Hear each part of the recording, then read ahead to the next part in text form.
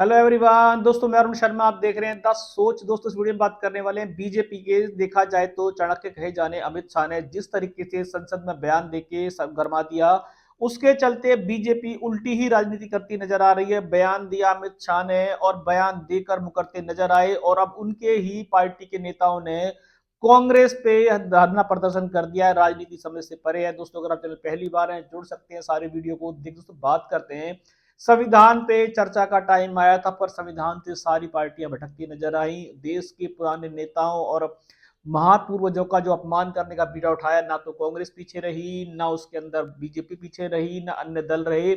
इसी विचारधारा को आगे जोड़ते हुए अमित शाह ने देखा जाए तो बाबा अम्बेडकर को फैशन की दौड़ में शामिल कर दिया, और जिसके चलते जो उन्होंने बात कही वो अपने आप में निंदनीय थी, पर जिसके चलते बीजेपी ने माफी तो नहीं मांगी, पर उल्टी राजनीति करती आ रही है कि बीजेपी को माफी मांगनी चाहिए थी, और बीजेपी ने ही कांग्रेस के खिलाफ धरना प्रदर्शन कर दिया है। समझ में नहीं आ रही है बात कि कौन किसको क्या कहना चाहता है। किसी भी महापूर्वज के आगे, किसी भी राजनेता के आगे क्या ऐसी राजनीति करनी चाहिए। अगर बीजेपी ने अगर गलत शब्द उनके मुंह से निकल गए थे तो शायद उनको इस पे माफी मांगने की जरूरत थी, पर वो इस पर भी कांग्रेस से और विपक्ष से माफी की उम्मीद कर रहे हैं। तो क्या बीजेपी कहना चाहती है कि आप कहोगे कुछ और सवाल भी आपके, जवाब भी आपके, माफी मांगे कांग्रेस। अब इस पे अमित शाह, बीजेपी का पूरी बीजेपी झिक के जोर लगा रही है कि अमित शाह को इस बयान से मुक्त करा लिया जाए, पर यह बयान ने राजनीति रंग ले लिया है। विपक्ष ने धरना प्रदर्शन शुरू किया। इस पे बीजेपी पीछे कैसे रहती। अब बीजेपी जनता में जाके ये मैसेज देना चाहती है कि हमने तो कुछ कहा नहीं, हम दूध के धुले हैं, जो भी जिसने कहा है वो सिर्फ कांग्रेस पार्टी का कहा है। तो कांग्रेस पार्टी को संवाद बोलना चाहिए था, तो बीजेपी ने फैशन की दौड़ का नाम क्यों लिया। और कांग्रेस की गलती तो कांग्रेस माफी मांगेगी, तो बीजेपी की गलती पे कांग्रेस माफी क्यों मांगेगी। ये समझ से परे का मुद्दा है। अब दोनों दल एक दूसरे पे रोड पे कीचड़ा के उछाल रहे हैं। अब बीजेपी ने, कल तक अरविंद केजरीवाल और कांग्रेस इंडिया पार्टी बीजेपी के कार्यालयों पर धरना प्रदर्शन कर रही थी, अब उसी दौड़ में बीजेपी की पार्टियां शामिल हो गई हैं। बीजेपी के एनडीए सहयोगी दल ने कांग्रेस और आम आदमी केजरीवाल पे ही कीचड़ उछालनी शुरू कर दी है। वो कहते हैं कांग्रेस पार्टी की देन है। बाबा को बीच में लाना, तो बीजेपी में ना तो कांग्रेस लेके आई थी, ना अन्य पार्टियां लेके आई थी, सिर्फ बीजेपी ही और अमित शाह ही बीच में लेके आए थे। तो शायद उनको ये राजनीति करने से पहले सोचना चाहिए था। अब उम्मीद कांग्रेस से माफी की करनी चाहिए या बीजेपी से करनी चाहिए, तो बीजेपी पे खुद एक सवाल खड़ा है कि बयान दिया अमित शाह जी ने और उम्मीद कर रहे हैं कि माफी मांगे कांग्रेस।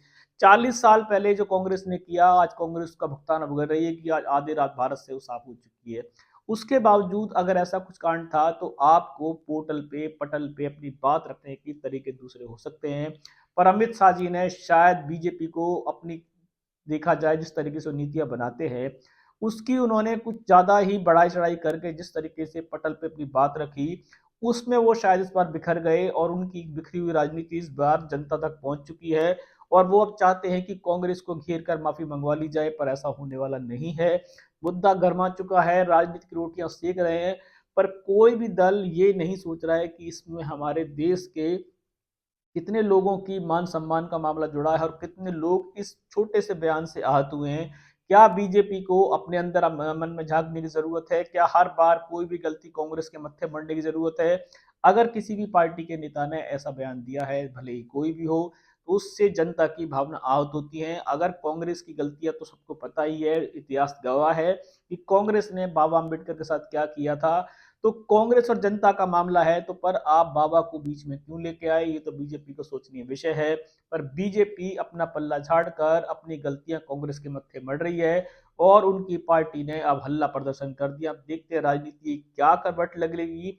गलती करेगा कौन, माफी मांगेगा कौन, कौन पब्लिक किसको माफ करेगी, किसको पब्लिक इस बार इलेक्शन में जवाब देगी। दोस्तों, इस रुझान पे नजर बना के रखेंगे कि सवाल भी हमारे, जवाब भी हमारे, पर माफी मांगे कांग्रेस। तो इस पे कितना सही है, कितना गलत है, जनता अपना निर्णय सुनाएगी। कोई सटीक विषय को समय से पहले बताएंगे। अगर आप चैनल पहली बार हैं, जुड़ सकते हैं हमारी सारी वीडियो को देख। तो मैं अरुण शर्मा मिलूंगा नई सोच के साथ। अपना ध्यान रखें। नमस्कार।